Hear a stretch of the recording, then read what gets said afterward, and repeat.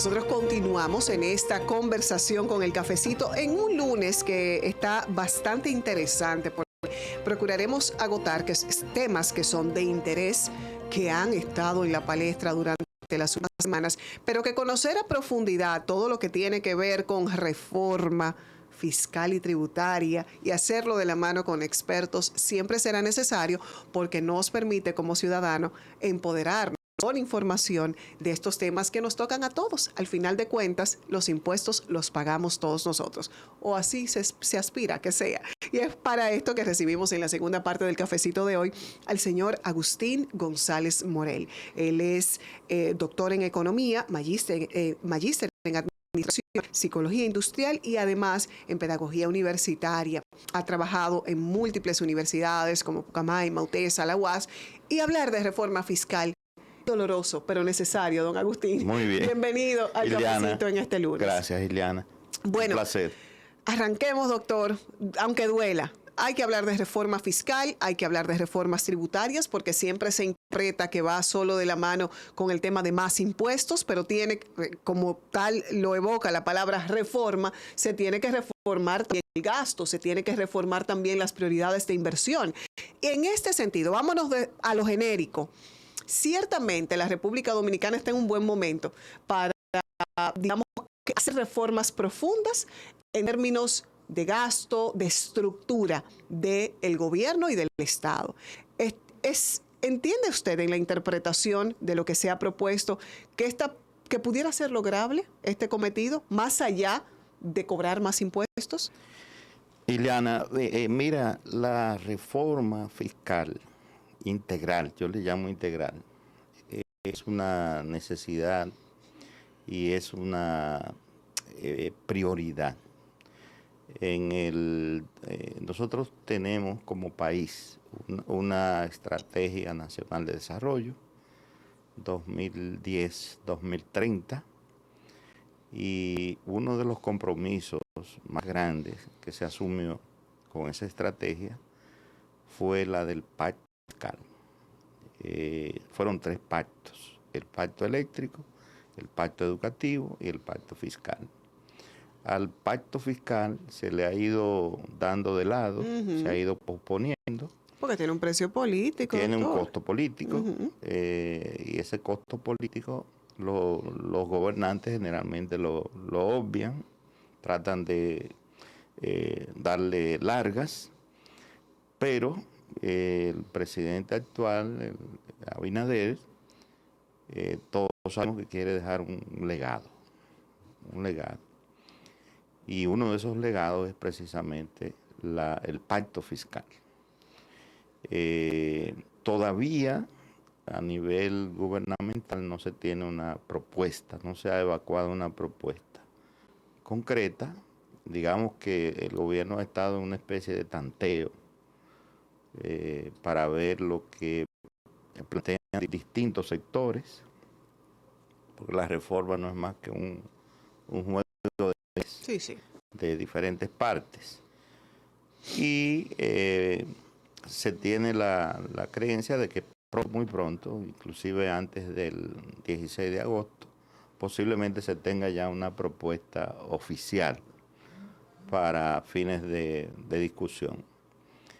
El momento no es otro, o sea, el momento es para producir y arrancar el año 2025 ya con un pacto fiscal. Pero usted ha mencionado 2 puntos importantes.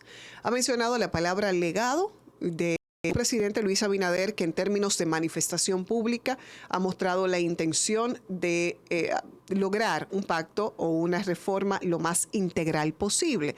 Y sobre todo, como hablamos del costo político, ya al haber manifestado que no tendría aspiraciones futuras en términos presidenciales, pues ese costo se anula, porque no tiene nada que perder en ese sentido. Sin embargo, este legado solo se haría o se cumpliría en términos de legado sin con ese equilibrio de disminución del gasto público, ese nivel de austeridad al que nos tendríamos que disponer como país y como Estado. Muy bien. Hay una orientación hacia esa disminución, digamos, claro, en esa primera propuesta que comenzaríamos a construir de la mano con el gobierno? Lo que los diferentes sectores del país esperan es que sea una reforma fiscal integral, es decir, que trabaje los ingresos, que son los impuestos, los tributos, y por eso todo lo que se ha hecho desde 2010 hasta acá son parches, porque han trabajado la parte de los ingresos, la parte de los tributos. Lo que se quiere ahora es que se vea el tema de los tributos, pero también se vea la calidad del gasto. Es decir, que el gobierno se haga un autoexamen de cómo gasta el gobierno. Hay un ex ministro de Economía, que ahora es ministro de Medio Ambiente, que siempre decía, el asunto no es gastar menos, sino gastar mejor.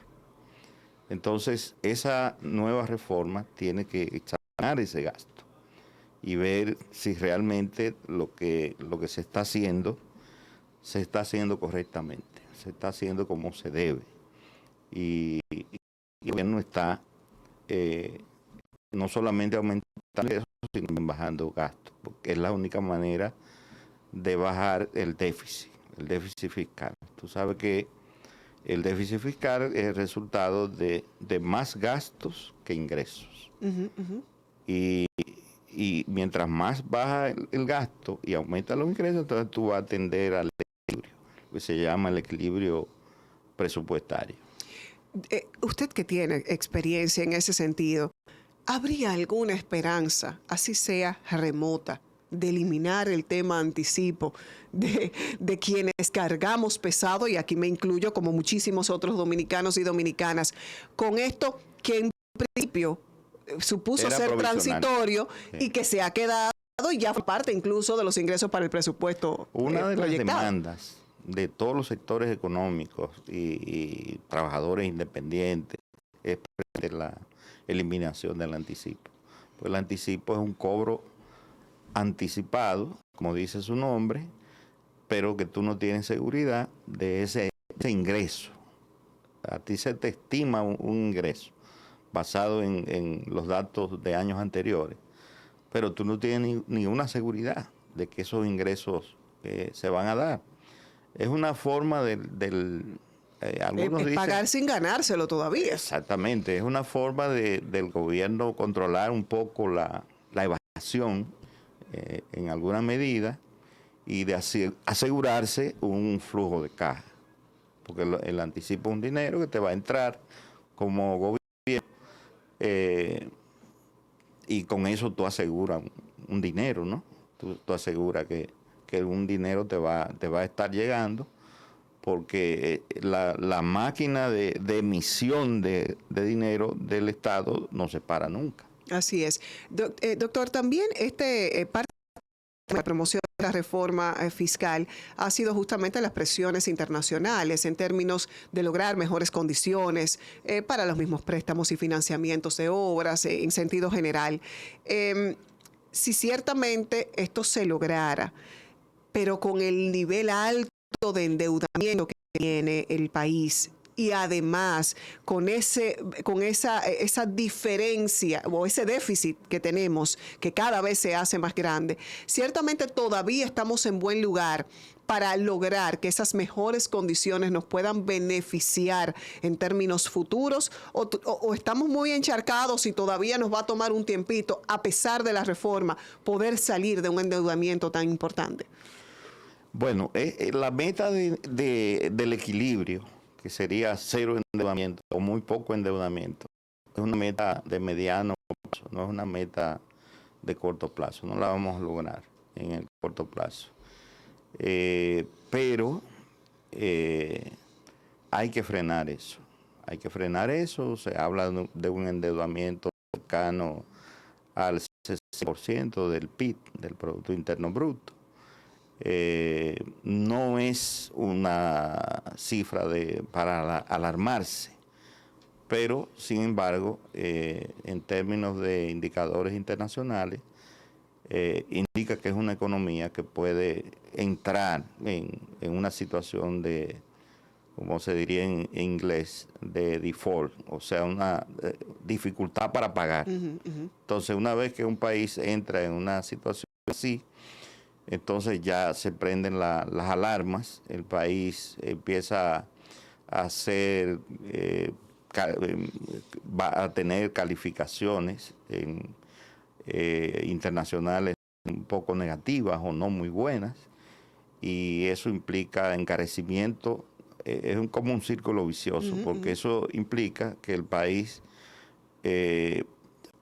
los préstamos que llegarían al país serían cada vez más caros. O sea, en la medida es como si un banco estudia la situación tuya. Claro, eso. Si lo buscan ahí en el data credit y usted está muy comprometido, evidentemente, entonces, si le van a dar un porcentaje, pues evidentemente va a ser mayor. Pero te voy a prestar caro. Carísimo. ¿Tú ves? Que es probablemente la situación que se pretenda evitar. Sin embargo, los niveles de endeudamiento de la República Dominicana son importantes, y sobre esos niveles pudieran mejorarse esas condiciones sobre los préstamos ya establecidos o contraídos en términos internacionales. Muy ¿O estamos tarde? Pregunta, muy buena pregunta. Cualquier país puede negociar renegociar las deudas o consolidar las deudas. Por ejemplo, la deuda nuestra está en el instrumento más caro, que son los bonos. Los bonos. Pero cuando esa deuda tú la conviertes en deuda colateral o deuda bilateral, entonces los intereses bajan. Bueno, o sea, el país puede renegociar y estar en mejores condiciones para pagar menos intereses y menos amortización. Estamos hablando, evidentemente, estamos hablando de esa parte positiva que pudiera tener una futura e inminente reforma fiscal y tributaria en el país. Pero al regreso de pausa, vamos a procurar, en conjunto con el doctor Agustín, demitificar el cubo de la reforma y demitificar esto si realmente pudiera ser beneficioso para el de a pie, al que va y compra los plátanos caro y cada día es más caro vivir. Después de la pausa conversamos con el señor Agustín González Morel, quien es economista y nos está hablando de manera llana de la futura e inminente reforma fiscal en el país. Al regreso seguimos esta conversación. Nosotros continuamos en esta conversación con el economista Agustín González Morel. Me gusta siempre destacar el segundo apellido porque es el apellido materno, que a veces es, pero no. Agustín González Morel, y está con nosotros conversando sobre un tema tan necesario de aplatanar para que todos entiendan la importancia que tiene, que es este tema de la reforma fiscal. Y dejábamos sobre la mesa una cuestionante. Ok, en un escenario realista, logramos mejores condiciones en términos de financiamiento de lo que está y de lo que pudiera venir en préstamos. Pero, ¿cómo se pudiera traducir eso para el de a pie, para los que salimos al supermercado todos los días a adquirir productos de primera necesidad cada vez más caro? Eso se traduciría no solo en voy a pagar más impuestos, sino lo que voy a adquirir tendrá mejores condiciones. Bien, mira, ahorita hablábamos al principio de las dos partes de la ecuación fiscal, la parte de los ingresos, la parte de los gastos. En la parte de los ingresos tendríamos que hablar de la estructura tributaria, o sea, cuáles son los impuestos que nos cobran a todos. Hay dos que son los principales, el ITEVIS, que tú sabes que es un 18%. Que usted lo paga hasta en un chicle que se compre. Exactamente. Y está el impuesto sobre la renta a las personas físicas, que somos nosotros, y a las personas jurídicas, que son las empresas. Hacia ahí tiene que dirigirse la mirada del Estado, del gobierno. Hacia esos dos, entre esos dos grandes impuestos está cerca del 60% de todo lo que entra al Estado. Entonces, está el grueso con el ITEVIS hay una disyuntiva. O nosotros lo subimos, nosotros lo bajamos. Pero bajar implica ampliar la base. Ampliar la base significa que productos que están exentos pudieran entonces incluirse en el ITEVIS. Y al final viene siendo lo mismo. Y al final viene siendo lo mismo. Ahora, en esa base, en ampliación de base, ¿quiénes entrarían? O sea, ¿cuáles nuevos productos entrarían? Eso hay que resolverlo, esa parte, que es una de las propuestas que se está haciendo ampliamente.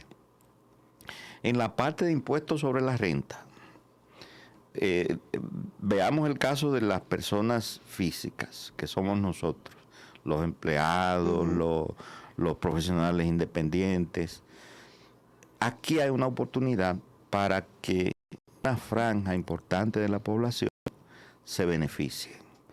Porque si tú ganas, por ejemplo, 35,000 mensuales, hasta 35,000 mensuales, en este momento tú estás exenta del pago del impuesto sobre la renta. Si ganas por encima de ahí, tú no estás exenta. Entonces, un planteamiento concreto que hay es que hay que duplicar esa parte exenta, es decir, llevarla hasta 70,000. Que los que ganen hasta 70,000 no paguen impuestos sobre la renta. Entonces ya esa es una manera de tú redistribuir ingresos, porque esa gente no va a pagar impuestos sobre la renta. En el caso de las personas jurídicas, aquí es que hay un problema grave. Ay, no me digas. ¿Por qué? Porque la evasión en esa franja se ha estipulado en un 60%. La evasión. Es decir, solamente estamos cobrando un 40% de lo que corresponde cobrar en las empresas. Entonces ya ahí hay un problema, sobre todo de administración tributaria. Porque ¿por qué no se cobra ese 60%? Bueno, hay incapacidad de cobranza por parte de la DGI, en este caso, que es donde se cobra ese impuesto. Y entonces se pudieran, porque ya no nos queda nada para terminar, se pudiera entonces entrar por ahí en un área sensible, que es ese empresariado, que entonces amenaza con que voy a tener que despedir muchos empleados y demás. Hay muchísimos argumentos para poder afinar ahí el cobro.